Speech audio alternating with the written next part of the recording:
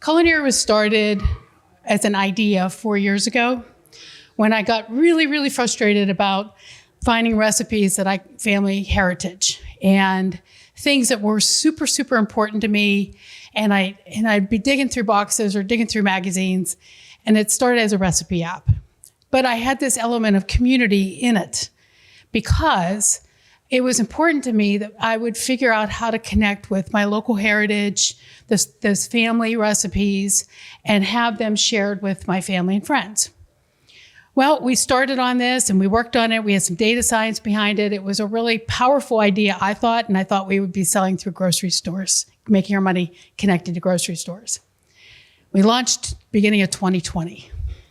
And at that time, I thought marketing was going to be guerrilla marketing. I was going to be going to soccer games and signing up parents, having high school kids go sign up parents to try this new app, or going to coffee shops and having little meetups. And none of that was happening. So fortunately, because I think things happened for a reason. So what happened then is my data scientists that were working with me at the time, this thing was, we were doing OCR for optical character recognition to convert digital recipes from print to digital. So I had data scientists. They were already very engaged in the farming community. They're very big in sustainability. They both have biology degrees.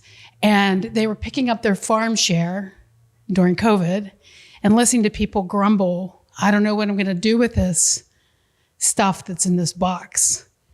So Brian, one of the data scientists, said, Jodi, I have this idea. I think we should look into this. So basically, I had one business that we started, and we literally took the core of it and pivoted. And it's now what it is now. So now we're doing something that's way more powerful than a recipe app. It still has the recipe app in it, but it's way more powerful and impactful on society and everybody around us. And this is a welcome message I give when I pitch to investors. So if you're an investor, this is for you. What I found is that in research, I spent a lot of time digging into the issues around food. And what I learned is that our food system is wrecked, really wrecked. And it's based on some things that we did trying to help feed people. It wasn't intentionally to wreck the food system, but we did. And a lot of this comes from conventional farming. Nothing against conventional farmers. They try to do a good job, but they're kind of stuck into a hamster wheel. Monocropping is really killing our system. We're using artificial fertilizers, which puts chemicals in our food. Because of the way we farm, we've degraded our soil tremendously, and that's created an impact on our climate directly.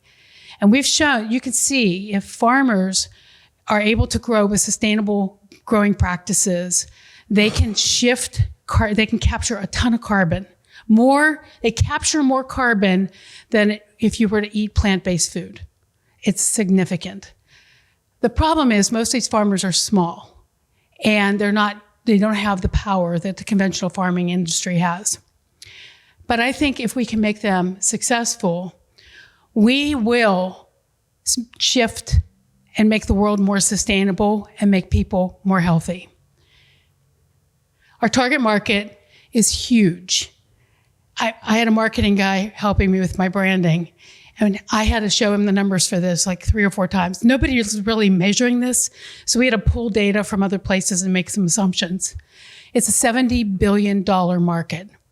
People spend about $70 billion farm to table. Now, that's not big compared to the rest of the food industry, but it's a big market.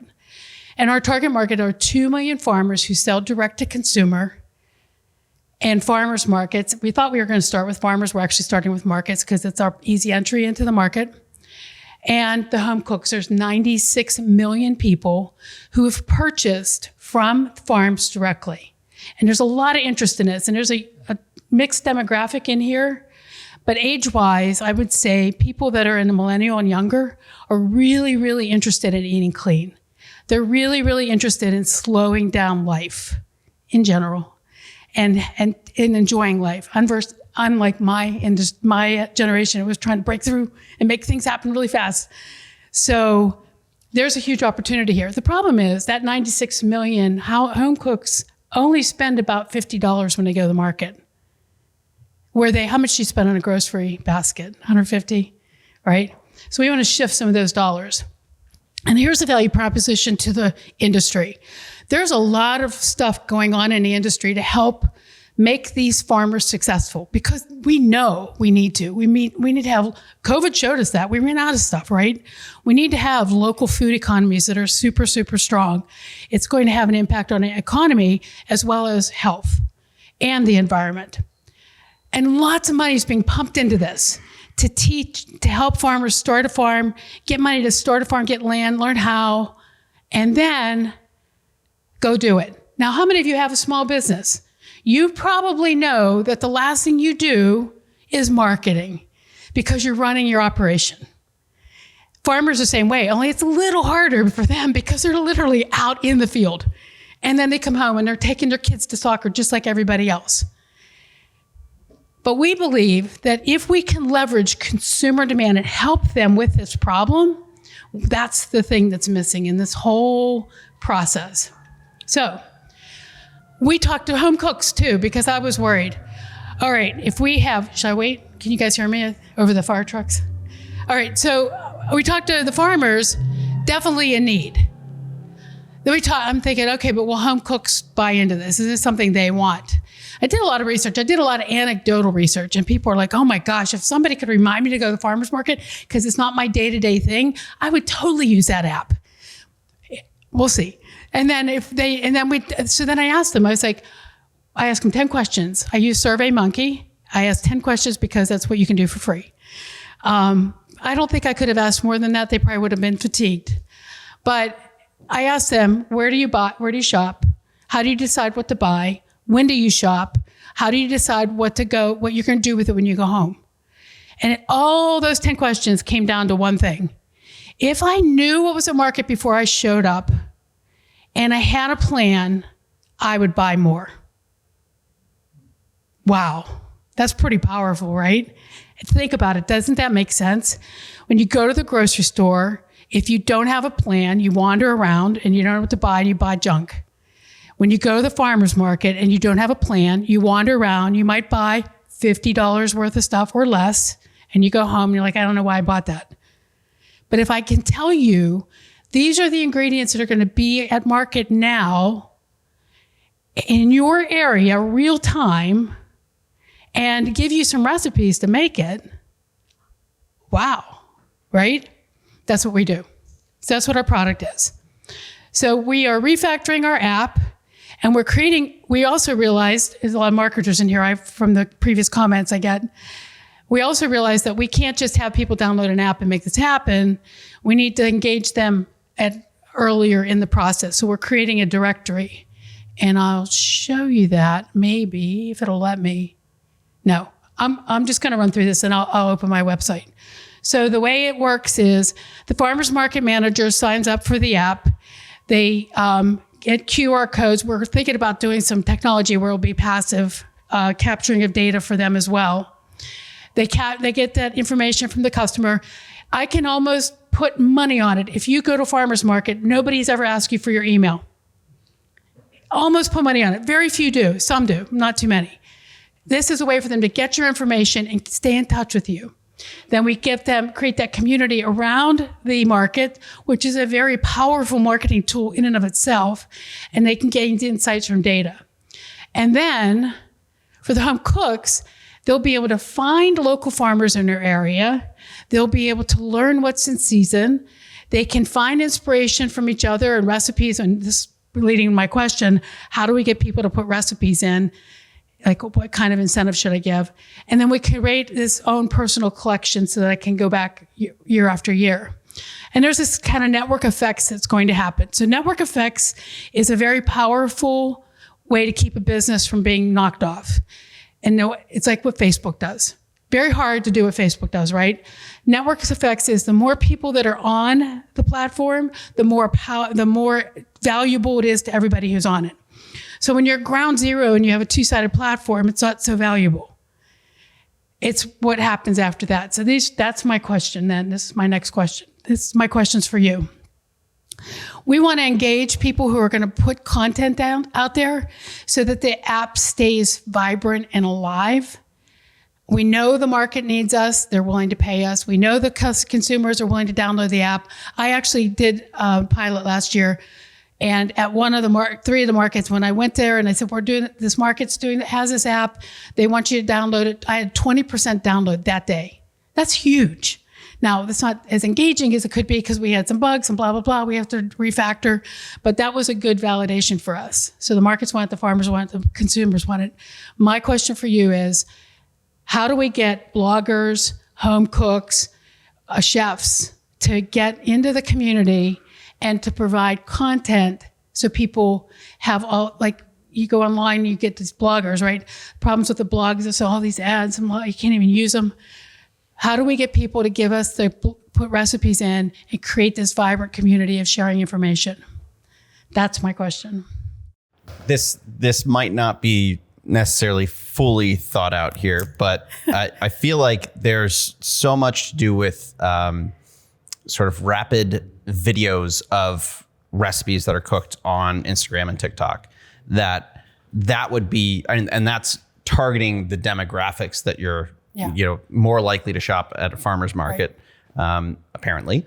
And it would make sense if you're able to do a partnership where whatever markets that you have signed up, you are able to identify sort of, what's it called? Micro influencers or whatever that term is, to be able to partner with them, and they're able to get a proceed or some kind of proceeds from any bump in sales at a local market, some way like that. Find a way to incentivize them. Okay, so money. Yeah, that's money.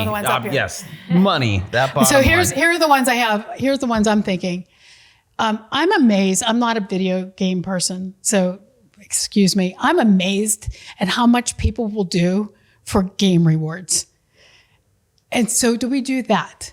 Or do we give them swag? Or do we give them discounts on products? Or do we, or money? So in terms of that specifically, being able to partner with a farmer's market where you send them like a CSA, essentially, with either it's some recipes that you already have that you think would be interesting, and have them sort of produce it, and it includes some swag, and it's just, paid content or whatever the term is, but essentially you're sponsoring them, giving them food, allowing them to make something with that food with your stuff visible.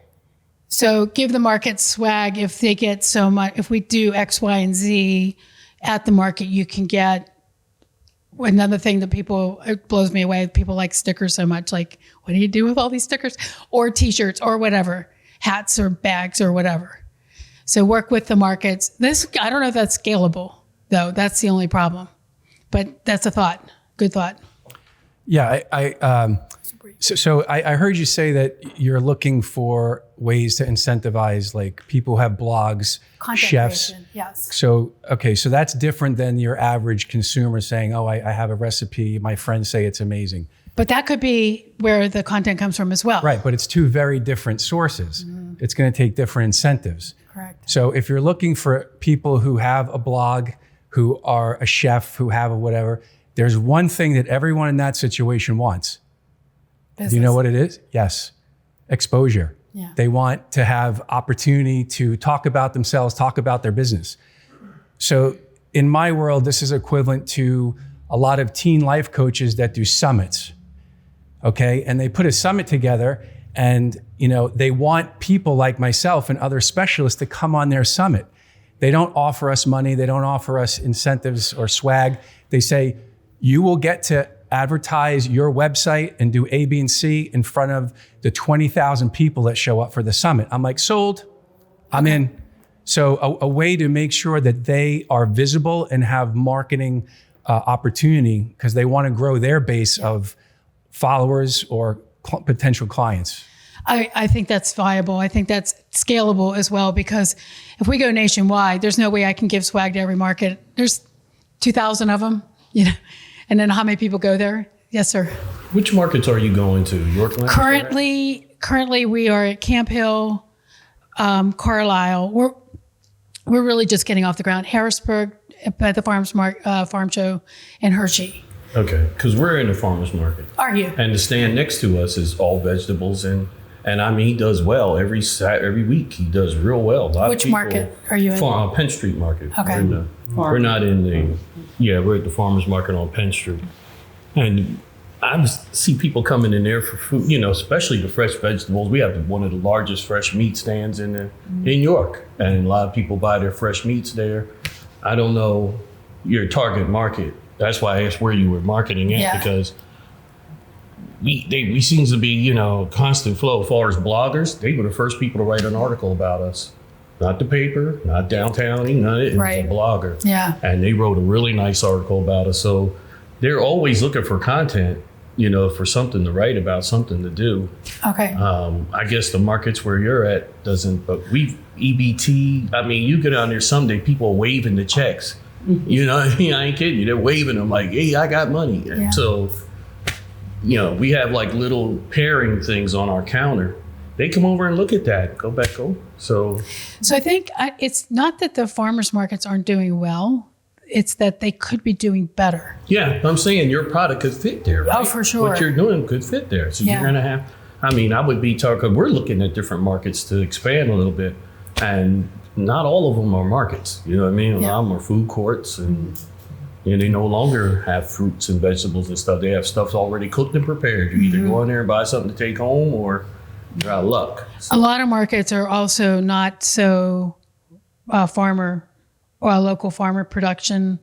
They're not selling that. They're selling, it's almost like a craft store or a flea market. So we're specifically targeting those producer markets. And some of them are small. Some of them are very well established and very much a routine for like DC markets are like that. But others struggle to keep their vendors because the volume, they get sales, they get regular sales, and they do okay, but they don't do well enough. So it's interesting. My name is John. I'm a consultant. I work with a lot of Main Street organizations, downtown organizations, Main Street organizations. And there's over 2,000 Main Street organizations across the United States. And many of them actually manage farmers markets as part of the organizational structure. And I'm wondering if there's potential to tap into those networks as well. Yes. Also thinking about, right now I'm working with a Main Street organization in Danville, Virginia, the River District Association. And they not only manage a farmers market, but they also do a lot of community engagement. Like this past holiday season, they did a whole cookie contest where they actually collected the recipes, and those recipes are now available on a website that they created. They also manage the farmers market as well. So I'm wondering if you could tap into those networks. You're in Pennsylvania, it sounds like, Pennsylvania Downtown Center oversees all the downtown organizations in Pennsylvania. There's also the National Main Street Center as well, nationally. So that could be a good buy-in with not only with the farmers markets themselves, but also the community engagement input of recipes and content as well. Yeah, and it's interesting, before we pivoted, we put in a contest. So we actually have a voting capabilities, and we did a couple contests where we had like Friendsgiving contests. We had people just put recipes up, and we had actually a chef make them, like pick the top 5 that sounded good, made them, and then gave a prize. So we're already set up to do that. We can just plug that right back in. That would fit into all those like chili cook-offs and everything. Thank you. I'd like to talk to you again after. Maybe we can exchange cards. Hello. Hi. I heard what you said earlier about how Facebook is a little terrifying, but I really think that in order for you to definitely market to those influencers, you have to be on social media. And as a social media agency, marketing agency, we understand that it's one of those things where you constantly have to be putting up content. And then even if you are able to get micro influencers themselves, you're going to have to repost their content. You're going to have to use your own hashtags. You're going to have to make sure that your brand name is the thing that people start recognizing with those influencers, because that's how a lot of brands nowadays even get popularity. They're brands that no one even heard about. That just recently happened with, the whole food industry with a influencer called Keith Lee. He goes to different restaurants, he tries the food, he rates it 1 through 10, and then literally there's now a thing called the Keith Lee effect, where people will line up around a store to try the food that he just recommended it. So I definitely think that even though it may be scary, I definitely think that making sure that your own social medias are top tier, up to par, and making sure that you're constantly, if not daily, posting and reposting the content that you do get from influencers. Hi, I'm Jay Harry. I'm her partner for CSI Association. I also think like millennials and Gen Z, that's your target market for the app. TikTok. TikTok's the place to go. Like she said, you can have a lot of small influencers on there. And you can also have a significant amount of a market budget. So you can push paid media on TikTok. They do really well, especially on food TikTok. That's where you want to be. So I think also YouTube, what I learned from a lot of the art research, and also I've seen it now published from others, is that people go to, which I find crazy, people go to YouTube to find recipes, but it's so inconvenient to get the details of the recipe. I think that's a great opportunity for us to become a YouTube tool that they could use. I'm going to tell you right now, I do not go on YouTube to watch a 10-minute recipe. But they do have YouTube Shorts, which is the equivalent or the competitor to TikTok. So that's where you want to be as well. They also have their own food categories and their food communities. But as well, like I said, have a significant amount of a market budget, because you want to push organic posts, of course, which are posts that you don't pay or you just organically push them through the system. But you want to have that paid media, and that's really important, especially for an app. So I just want to ask this of you. I'm not a social media expert, but I did read Butter put out a stat on the highest volume of content and then the engagement. So the highest volume by far was food, but it had the lowest engagement. It was like down at the bottom. It's so competitive. Like the food industry, especially on social media, they're so competitive. That's why, as my partner said, you have to make sure that your social media and your content is up to par, or it's not going to get engaged at all. There's millions of thousands of already posted content on food, TikTok, food, YouTube, whatever, Facebook as well. So that's why you have to make sure you also have a budget, like I mentioned, so you can push them on top of those organic posts. Organic posts, let's say there's an industry on there that's been there for like 3 years. They might already have 100,000 followers, YouTube, Facebook, or TikTok, and their content is going to be pushed first than yours unless you pay for it. So I'm actually trying to fight that whole industry with what we're doing by being vertically integrated. But I know that we have to play in that space to get there. Yeah. That young lady in the back has had her hand up 4 times. Just as like breaking into new market areas as well, you might take into consideration farms that have CSA boxes and having like an initial recipe in that box that then, they could like download the app from there. But oftentimes, like if people aren't going out to a farmer's market and they still get local produce or veg, they're getting a CSA box. That was our initial target market. I'm 100% on board with that. And actually, most of the farms who start at market, some will gravitate away, but they start at the market. That's why it's an easy entry for us, because the market managers are trying to keep their vendors there. Unless they get enough traffic, they can't. They're constantly looking for new vendors. So that's why that's our entry in. But the CSAs, the farmers who sell direct, are definitely our target market as well. I think especially if you're trying to blend like the local aspect with the online aspect, in our area, we live in smaller cities, even though regionally we're a larger community. We are kind of segregated to some extent. And so even just one person's personal account, if you're trying to do local, still has a reach of, several thousand people sometimes. And the aspect of what do we incentivize them with, I personally would think is just food, because everybody is struggling to buy groceries. And so the greatest incentivizing thing you could do is just offer them free food for the sake of promoting online, whether that's like a standard box with the recipes and like an instructional sheet that shows them how to promote the app. most people would do that just for the sake of not having to buy groceries that week. Yeah. And you could obviously like make it an application so that people have to show that it's worth it, but people would definitely jump on board. So that's what I'm thinking is the question, all these questions about getting people to the app, all the answers for that are really relevant and it's important things for me to hear. I'm glad I'm getting that information. What I'm really looking for is how do we get people to stay engaged?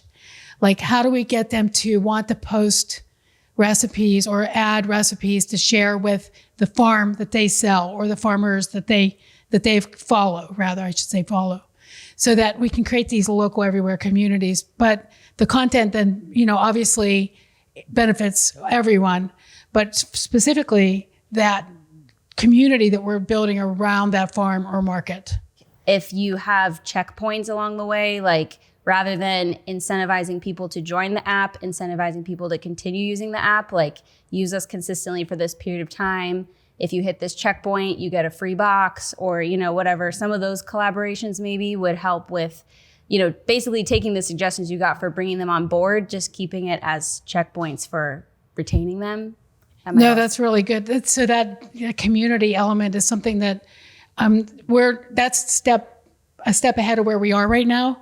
But I know that's where we need to be. And it's not just for me, it's for because we're building a platform. We're building a Facebook, we're building a network, a place for people to create their community for their business. We're not trying to be the community for everyone. We're trying to provide an opportunity for the farm and the market to create their community, but we're going to help them, teach them. And I'm looking for ideas on how to do that. And you guys are talking about TikTok and we're talking about all these things. Most farmers, a lot of them don't even have a web page. And almost all of them only are on Facebook. But that appeals to an older audience, but not the younger audience. Some are on Instagram. A good chunk of them are on Instagram, but they don't Instagram's very, very difficult to create real, a lift with your business. It's great. You get likes and you get shares, but they may not even be in your business. They may not be in your area of business. So, it's like fake feeling like you're doing marketing. You're not really doing marketing, right? So that's kind of where I am. Like, how do we get people to engage with the community? What kind of incentives work? Because quite frankly, none of the stuff that works on these other platforms works on me. So that's why I'm asking you.